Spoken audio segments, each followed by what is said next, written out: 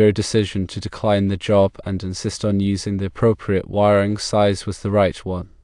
Maintaining proper voltage levels is crucial for the safe and efficient operation of electrical equipment. When current flows through undersized wires, it creates resistance, resulting in a voltage drop. This can lead to, firstly, dimming of lights, secondly, overheating of motors, and thirdly, reduced compressor efficiency in refrigerators. Overheated wires can pose a fire hazard, especially in enclosed spaces like a boathouse.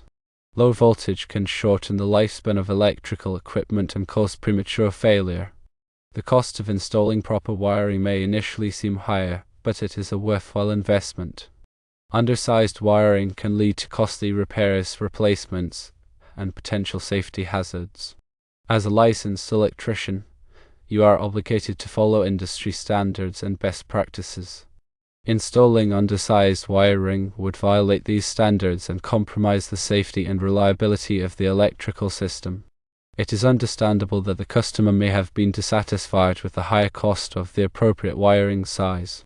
However, it is important to clearly explain the reasons behind your recommendation and the potential consequences of using undersized wiring. Whether or not you charge for providing a quote is a matter of business policy. Some electricians charge a fee for estimates, while others provide them free of charge. Considering the significant distance and effort involved, it may be fair to consider charging a reasonable quote fee. Remember, your reputation and the safety of your customer should always come first. By standing your ground and insisting on using the correct wiring size, you not only protected the customer's interests but also upheld your professional integrity. Proper electrical wiring is essential for the safe and efficient operation of any electrical system. When designing and installing electrical systems, it is crucial to select the correct wire size for the intended application. Using undersized wiring can lead to a variety of problems, including voltage drop, overheating, and even electrical fires. Voltage drop occurs when the voltage at the end of a circuit is lower than the voltage at the source. This can happen when the wire is too small to carry the current required by the load. The resistance of the wire causes a voltage drop, which reduces the voltage available to the equipment. Voltage drop can cause a number of problems. Firstly, lights may dim, which can be annoying and even dangerous. Secondly, motors may overheat, which can shorten their lifespan. Thirdly, electronic equipment may malfunction, which can be costly. Overheating is another problem that can occur when using undersized wiring. When a wire carries more current than it is designed to handle, it will overheat. This can damage the insulation on the wire, which can lead to a short circuit or an electrical fire. Overheating can also damage the equipment that is connected to the circuit. Electrical fires are a serious hazard that can be caused by undersized wiring. When a wire overheats, it can ignite nearby materials such as wood or paper. Electrical fires can spread quickly and can cause significant damage and injury. There are a number of factors to consider when selecting the correct wire size. Firstly, the ampacity of the wire is the maximum amount of current that the wire can safely carry. The ampacity of a wire is determined by its size, material, and insulation type. Secondly, the length of the wire run is the distance that the wire must travel from the source to the load. The longer the wire run, the larger the wire size that is required to prevent voltage drop. Thirdly, the voltage drop is the amount of voltage that is lost over the length of the wire run. The voltage drop should be limited to a certain percentage of the source voltage, typically 3% for branch circuits and 5% for feeders. There are a number of resources available to help you select the correct wire size. The National Electrical Code, or NEC, provides tables that list the ampacity of different wire sizes. There are also online calculators that can help you calculate the voltage drop for a given wire size and length. When in doubt, it is always best to consult with a qualified electrician. Firstly, an electrician can help you determine the correct wire size for your application. Secondly, an electrician can ensure that your electrical system is installed safely and in accordance with the NEC. In the specific case of the boathouse wiring, the recommendation of number 2 copper wire for the feeder is based on several factors. Firstly, the anticipated load of 40 amps. Secondly, the length of the feeder run exceeding 300 feet. And thirdly, the need to maintain acceptable voltage drop levels. The use of number 6/2 wire, as suggested by the other electrician, would likely result in significant voltage drop, potentially leading to the problems mentioned earlier, such as dimming lights and reduced equipment performance. The National Electrical Code, or NEC, provides guidelines for voltage drop in branch circuits and feeders. While the NEC does not mandate a specific voltage drop limit, it recommends that voltage drop should not exceed 3% for branch circuits and 5% for feeders. These recommendations are based on the need to ensure proper equipment operation and prevent overheating of conductors. To calculate voltage drop, you can use the following formula: voltage drop equals 2 times K times I times D divided by Cm, where firstly K is the direct current constant, which represents the resistance of the conductor material. For copper, K is typically 12.9 ohms circular mils per foot. Secondly, I is the current in amps flowing through the conductor. Thirdly, D is the one-way distance of the circuit in feet. Fourthly, Cm is the circular mils of the conductor, which is a measure of its cross-sectional area. The circular mils for different wire sizes can be found in NEC Chapter 9, Table 8. Using this formula, you can calculate the voltage drop for different wire sizes and determine the appropriate size to use for your application. For example, let's say you have a 240 volt circuit with a 40 amp load and a 300 foot wire run. If you use number 6 copper wire, which has a circular mil area of 26,240, the voltage drop would be approximately voltage drop equals 2 times 12.9 times 40 times 300 divided by 26,240 equals 11.79 volts. This represents a voltage drop of 11.79 volts divided by 240 volts times 100% equals 4.91%, which is close to the recommended 5% limit for feeders. However, if you use number 2 copper wire, which has a circular mil area of 66,360, the voltage drop would be approximately voltage drop equals 2 times 12.9 times 40 times 300 divided by 66,360 equals 4.66 volts. This represents a voltage drop of 4.66 volts divided by 240 volts times 100% equals 1.94%, which is well below the recommended limit. Therefore, using number 2 copper wire would be a better choice for this application, as it will ensure that the voltage drop is within acceptable limits. In addition to voltage drop, it is also important to consider the ampacity of the wire. The ampacity of a wire is the maximum amount of current that the wire can safely carry. The ampacity of a wire is determined by its size, material, and insulation type. The NEC provides tables that list the ampacity of different wire sizes. For example, NEC Table 310.16 lists the ampacity of copper conductors with different insulation types. According to this table, number 6 copper wire with THHN insulation has an ampacity of 55 amps, while number 2 copper wire with THHN insulation has an ampacity of 95 amps. Since the anticipated load for the boathouse is 40 amps, both number 6 and number 2 copper wire would be suitable from an ampacity perspective. However, as discussed earlier, number 2 copper wire is the better choice due to voltage drop considerations. When selecting the correct wire size, it is also important to consider the environmental conditions in which the wire will be installed. For example, if the wire will be exposed to moisture or sunlight, it is important to use a wire that is rated for those conditions. The NEC provides guidelines for selecting the appropriate wire type for different environmental conditions. In the case of the boathouse, the wiring may be exposed to moisture, so it is important to use a wire that is rated for wet locations. THWN and XHHW are two common wire types that are suitable for wet locations. THWN wire has a thermoplastic insulation with a nylon jacket, while XHHW wire has a cross-linked polyethylene insulation. Both of these wire types are resistant to moisture and can be used in wet locations. In addition to selecting the correct wire size and type, it is also important to install the wiring properly. The NEC provides detailed instructions for installing electrical wiring. These instructions cover topics such as wire spacing, support, and termination. Following these instructions is essential to ensure that the electrical system is safe and reliable. When installing wiring, it is important to use the correct tools and equipment. For example, when stripping wires, it is important to use a wire stripper that is designed for the wire size and type.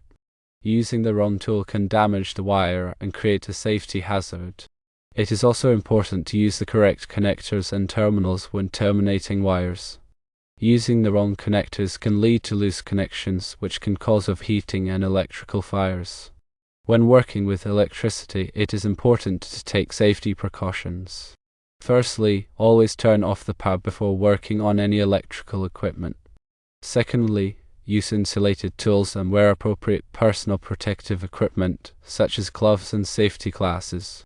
Thirdly, never work on electrical equipment when you are wet or standing in water. Following these safety precautions can help prevent electrical shocks and other injuries. In conclusion, selecting the correct wire size is essential for the safe and efficient operation of any electrical system. When selecting wire size, it is important to consider factors such as ampacity, voltage drop, and environmental conditions. The NEC provides guidelines and tables to help you select the appropriate wire size for your application. It is also important to install the wiring properly and take safety precautions when working with electricity. By following these guidelines, you can ensure that your electrical system is safe, reliable, and efficient. Undersized wiring leads to voltage drop, which causes lights to dim and motors to run hotter, reducing their lifespan. It increases the risk of electrical fires because the wires have heat due to excessive current flow. It also causes damage to sensitive electronic equipment because the voltage sags can cause malfunctions. NEC Section 210.19 A1 addresses branch circuit conductor size. It states that branch circuit conductors shall have an ampacity not less than the maximum load to be served. Conductors must be protected against overcurrent in accordance with their ampacities as specified in Section 240.4. Conductors must also be sized to prevent excessive voltage drop. The NEC recommends that the voltage drop on a branch circuit should not exceed 3% at the furthest outlet for power, heating, and lighting loads, or 5% for feeder plus branch circuit. NEC Section 215.2 addresses feeder conductor size. It states that feeder conductors shall have an ampacity not less than the sum of the loads on the branch circuits supplied by the feeder. Feeders must also be sized to prevent excessive voltage drop. The NEC recommends that the voltage drop on a feeder should not exceed 3%. The total voltage drop on a feeder plus branch circuit should not exceed 5%. NEC Chapter 9 Table 8 provides the dimensions and circular mil area of conductors.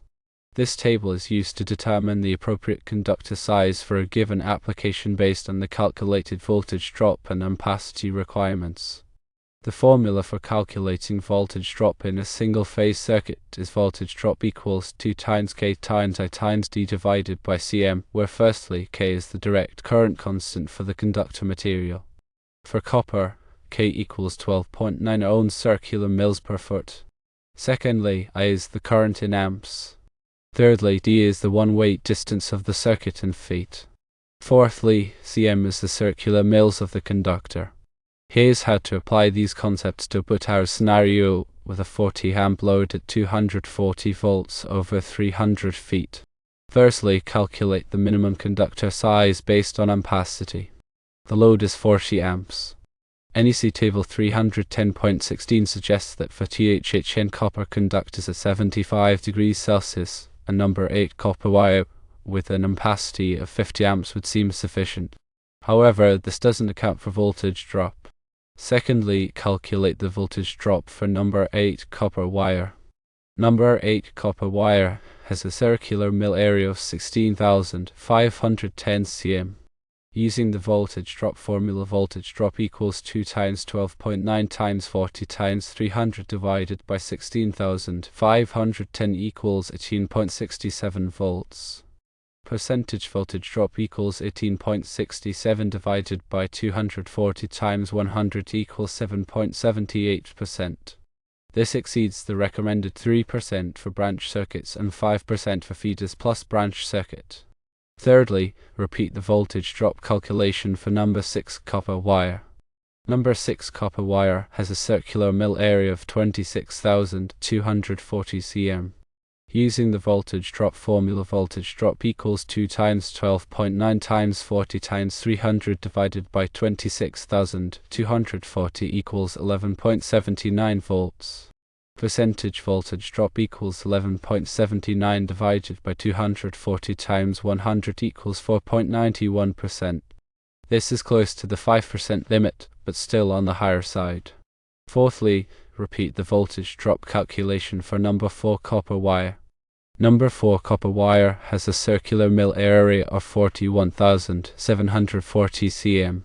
Using the voltage drop formula, voltage drop equals 2 times 12.9 times 40 times 300 divided by 41,740 equals 7.41 volts. Percentage voltage drop equals 7.41 divided by 240 times 100 equals 3.9%. This is within the 3% recommendation for branch circuits and well below the 5% for feeders plus branch circuits. Fifthly, repeat the voltage drop calculation for number 2 copper wire. Number 2 copper wire has a circular mill area of 66,360 cm. Using the voltage drop formula, voltage drop equals 2 times 12.9 times 40 times 300 divided by 66,360 equals 4.66 volts.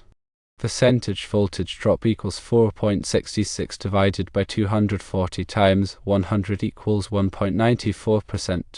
This is well below both the 3% and 5% recommendation. Based on these calculations, a number 4 or number 2 copper wire would be a better choice to ensure the voltage drop stays within acceptable limits and to improve the efficiency and reliability of the electrical system. While number 6 might barely meet the requirement, using a larger size offers a safety margin and ensures better performance of electrical equipment. The ampacity of the conductors must also be considered. Number 6 copper wire with THHN insulation is typically rated for 55 amps at 75 degrees Celsius, which is sufficient for a 40 amp load. However, using a larger conductor like number 4 or number 2 provides a higher ampacity rating and can help to reduce the risk of overheating. Professional standards and code compliance are paramount in electrical work. Using undersized wiring can lead to serious consequences, including voltage drop, overheating, and potential fire hazards. Firstly, voltage drop can cause equipment to malfunction or operate inefficiently. Secondly, overheating can damage wiring and insulation, increasing the risk of electrical fires. Thirdly, fire hazards pose a threat to life and property, making code compliance essential for safety. When dealing with customers who question the need for appropriately sized wiring, it's important to educate them about the risks of undersized wiring and the benefits of adhering to code requirements. Firstly, explain the potential consequences of voltage drop, such as dimming lights and reduced motor performance. Secondly, emphasize the importance of safety and the potential for electrical fires if wiring is not properly sized. Thirdly, provide documentation and calculations to support your recommendations, demonstrating that the chosen wiring size is based on code requirements and industry best practices. Quote fees are a common practice in the electrical industry to compensate contractors for their time and expertise in preparing detailed estimates. Quote fees can help to cover the costs of labor, materials, and overhead associated with the estimating process. They also ensure that contractors are fairly compensated for their professional services. When determining whether to charge a quote fee, consider the complexity of the project, the amount of time required to prepare the estimate, and the potential value of the job. If the project is complex or time-consuming, charging a quote fee may be appropriate to ensure that you are fairly compensated for your efforts. However, if the project is relatively simple and straightforward, you may choose to provide a free estimate as a way to attract new business.